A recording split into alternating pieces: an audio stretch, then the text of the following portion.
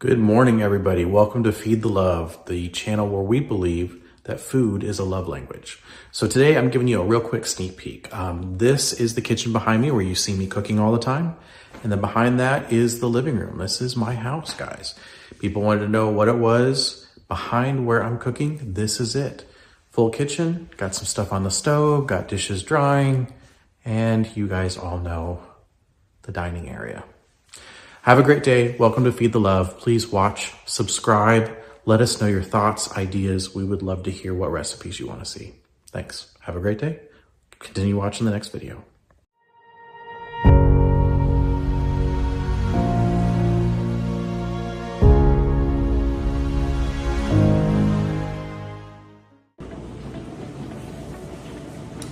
Good afternoon. So today we are going to be doing Greek potatoes. I have somebody who gave me a little, I've got Kyra and Sandrea gave me a little bit of mint left over from an event they were doing where they had cucumber mint water. So we're going to be doing mint with lemon Greek potatoes. And this is a really good date night meal, but it does take a little bit longer to prepare. It's not something that's going to be done in 30 minutes. However, you're going to come out with these really, really crispy potatoes. The potatoes do soak up the flavor over time. So if it's something that you're putting into food prep, they're not going to be as vibrant when you're eating them the next day. And they're not going to be crisp either. They're going to reheat just like French fries would. But for the day of, these are phenomenal items. Now, one potato is going to go into something else, so I'm going to go ahead and dice that up. The rest of them I'm going to cut up into a very, very specific setting. You're looking to do, just like if you were doing wedge potatoes, you are looking to do no more than 3 inches long, and you want to cut them up, quarter, half inch wide. Now, don't be afraid of cutting these inconsistently. Remember, it's just a rough cut. You're trying to make something nice. The rustic look, if you commit to rustic, looks great. So here we are. You can see kind of broken up what we're looking at for slices here. I'm going to cut these a little bit thinner on some of them so that we have some good thin pieces instead of full wedges, just because these potatoes are a little bit more oval. But I'm excited about this recipe. It's incredibly simple, which is what makes it a date night meal. But the flavor, it's just packed with flavor. So if you see an eye like this, okay, so see how it has that little eye there? You're just gonna cut that out. You don't need those, they're not ideal. If it's just a dent, it's perfectly fine. You're just trying to get rid of anything that's gonna not be pleasant to the palate.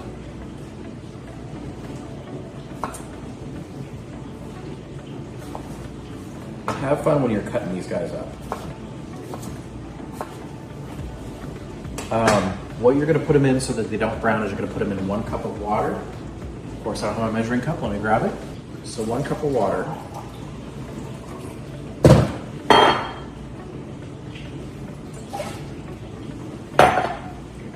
You want to put your potatoes in right away because that's going to prevent them from turning brown. Just like how lemon juice prevents certain things from turning brown, this is going to help with your potatoes. So I'm taking the 3 largest potatoes. The smallest one was intentionally purchased for another purpose.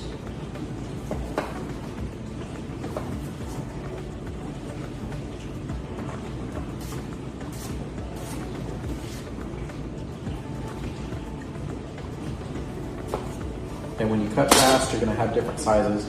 I know that they talk about how everything should be the same size. I have no problem with rustic. It looks homey. It looks beautiful on the plate. I'll show you guys later when I plate it up. Rustic is perfectly fine with me.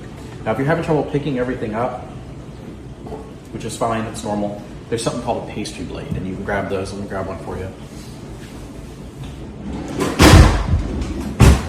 So this is a pastry blade. It's not designed to be sharp. It's used for bread, but it's really good at it because it's not sharp. It's really good at scooping things up. Helps you handle food better.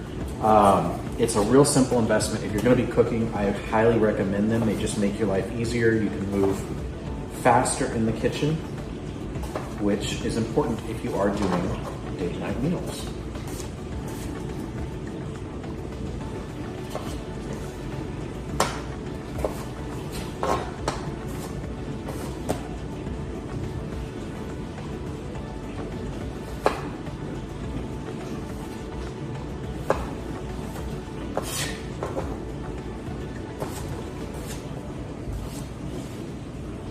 Right. Now, I don't know how well you guys can see the board. I do have a cinnamon stick here. It's been in pickle brine for 2 weeks now with some plums. It just smells really good. So it's a nice aromatic that does smell great. So these are gonna be for the Greek potatoes. This is gonna be kept separate, and that's perfectly fine. So with these, you're gonna go ahead, you can put garlic in here if you want. Just let me grab some garlic.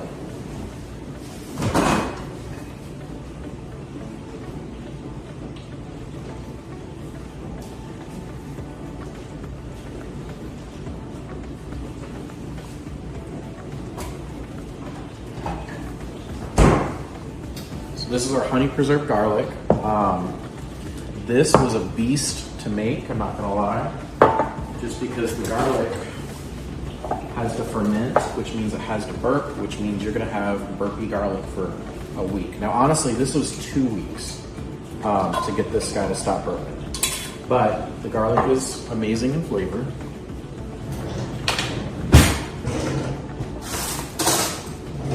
So potent when you open it up. So you see the cloves are in there. This was fermented, not pickled. I don't need near that much, I'm just showing off. This was fermented, not pickled. So what that means is that there's a natural probiotic on garlic called lactobacillus. I'm just gonna crush them, and then I'm gonna dice them up, throw them in with the potatoes. And what we did was we poured honey, we filled the jar up with garlic, poured honey in, and you have to cover it. And then the liquid that's in the garlic is gonna come out into the honey as the fermentation process happens from that lactobacillus. And then the honey is, of course, gonna seep into the garlic. So you end up with these beautiful honey garlic cloves. If you're keto, I understand. I don't really know how to calculate this, but for everybody else, it's not a lot of garlic, it's not a lot of carbs, it is a ton of flavor, and it's a great way to preserve garlic if you have a lot of it and you don't really cook with it that often. If you're single, you're probably not cooking with garlic that often, and that's perfectly fine. I completely understand where you're coming from.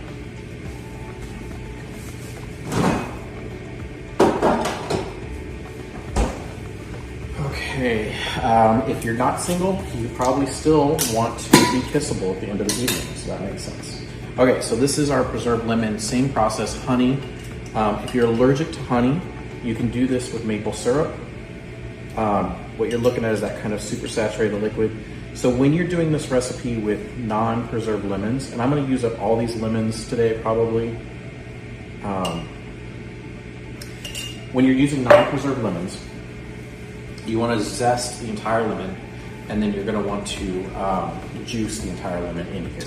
So you get a good, and you want a good sized lemon. If you have a half of a lemon, then you're going to want to,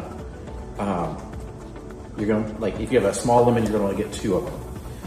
You want the lemon flavor to be prevalent. Now, with preserved lemon, you can eat the rind, you can eat everything but the seed. So what I'm doing is I'm dicing them really, really, really fine. And then I'm gonna put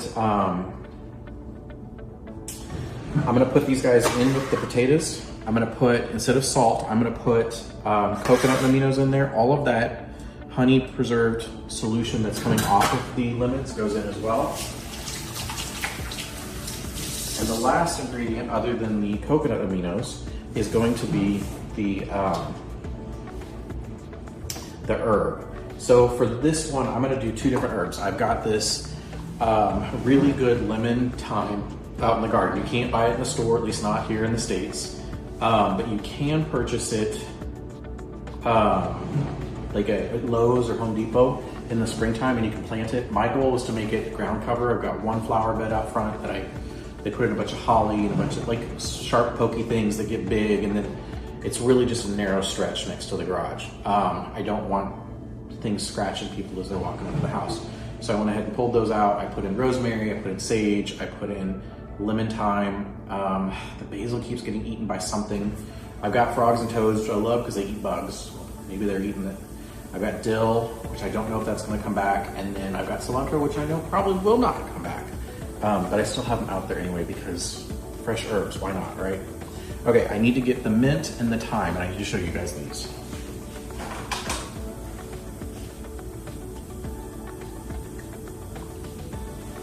Okay, so I've been in the house for 2 years. The thyme went in the first year. I put more in every year because I really want it to grow thick. So right now they're long and spindly because the thyme will grow these little roots and it'll spread, and that's what I want. I'm just after the leaves on the thyme. It's a very herby plant. Now normally I would save some for finishing, like for when the dish is done to put on fresh, but the thyme leaves they're like, you don't have to chop them up. They're just perfect size. They're gonna look pretty when they're cooked. I will save some of the mint for garnish. These are the tender tops. And then I'm gonna throw away these stems because I don't have any use for the stems. You could potentially throw them into something you're pickling, but I'm not pickling today. Pickling is, I've got a ton of stuff that's already pickled, ready to go. Because I haven't put meat on the cutting board, I'm literally just wiping down the cutting board because I'm gonna put the mint on it. It's perfectly fine. It's when you start working with eggs or meat that you have to worry a little bit more. So all of this stuff needs to be rinsed. I've got some of this that is wilting, which is fine. I'm gonna pick through it. There's a ton of mint here. This is gonna be so flavorful. Looks like I've only got 3 wilted mint leaves, which isn't bad for 2 containers of mint from the grocery store. Now mint will take over your yard. So if you're planting it, plant it somewhere where it cannot spread, maybe in a flower pot or something. It comes back year after year. It's very strong. There are certain foods that you can keep it in, cook all year, but this stuff, I don't even know. It could be an evergreen. Who knows? It just keeps growing. When I was little, I put this in the pond in the backyard, and now pretty sure it's still growing into the yard. Doesn't need the pond water to grow. It grows terrestrial now. That is at the home I grew up in up north in Kansas.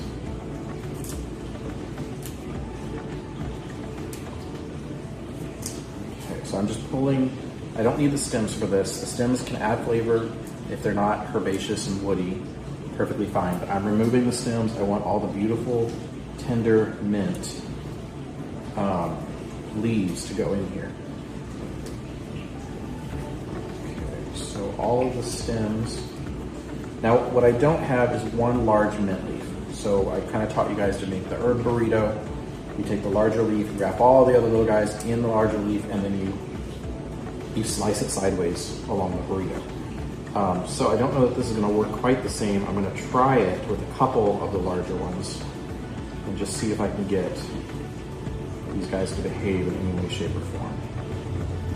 In other words, I'm gonna be slicing it up just however I can, which is not as convenient, but because it's gonna cook down when it's in the potatoes, I'm not too worried.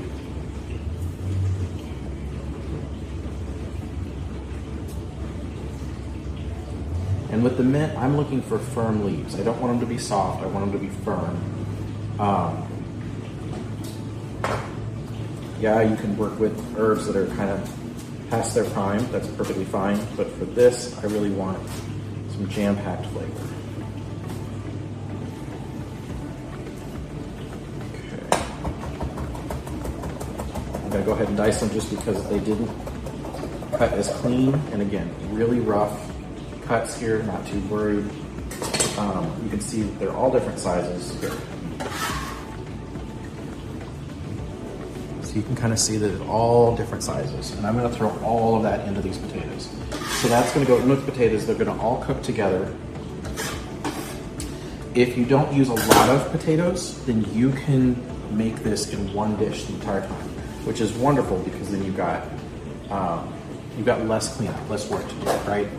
However, that's not always how this works. Let me get...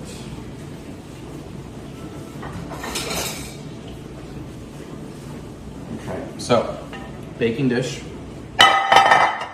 Don't slam glass around. with the baking dish, you're gonna want to put all of this in here, the whole cup of water, all the lemon juice, everything together, because it's gonna cook at 345, 350. It's gonna cook for 40 minutes. All of what's happening is all that water and lemon juice is cooking into the potatoes as they're softening. When you get down to after 40 minutes are done, you're gonna start looking at it every 20 minutes, and you can do one of two things. We're gonna do the second thing. If you're doing this all in one dish, you don't have a lot of potatoes, which we have quite a few. We did 3 potatoes. Then there's enough here that they're not touching each other, so they're gonna start to get crispy. Every 20 minutes, you wanna pull them, like shake them. You know, get your spatula in there, shake them, because then the different sides are gonna get crispy. If there's not enough space in your pan, which for this many potatoes there's not, you're gonna want to put a baking sheet out. Now I put parchment paper down because it saves you a lot of cleanup. You can just rinse that pan out when you're done, instead of having to scrub it. Non-stick doesn't really go in the dishwasher. All my sheet pans are non-stick. So for this, we're gonna put it in here. I'm gonna lay it out on the sheet pan when this portion is done, and I'll show you that in another video. So we're 15 minutes into food prep, right? This is gonna go in the oven for 40 minutes, and then it's gonna stir for 20 minutes. At the 40-minute mark, there's gonna be the beginning of crispiness, right? You add another 20 minutes in, it's gonna crisp on whatever side these guys just happen to be turned on. Okay, so before I pour them in the pan, I want you to see these. These already look beautiful and appetizing. That garlic I used is very, very potent. So you can see the potatoes are just kind of mixed in really rough with all the veggies. So everything's gonna go in. Potatoes, all the herbs. I want all of the herbs to go into this. And the one thing I forgot to do was a real healthy glug of olive oil, which is perfectly fine, right? You make mistakes when you're cooking, you keep going. Now, when you stir this at the 40-minute mark, that's when the olive oil is important, because it's the olive oil that's gonna work with all that beautiful starch in your potatoes to start making everything crispy on the outside. Without that olive oil, nothing's gonna get crispy. So we're gonna just try to make them even. It doesn't matter that they're on top of each other. I want them to be about even height so everybody cooks evenly. And then I'm gonna try to pull all of those herbs, all of that lemon, and even that garlic off of the spatula, the bowl, my hands, everything. So here's what they look like. I'm gonna get olive oil, give it a couple glugs.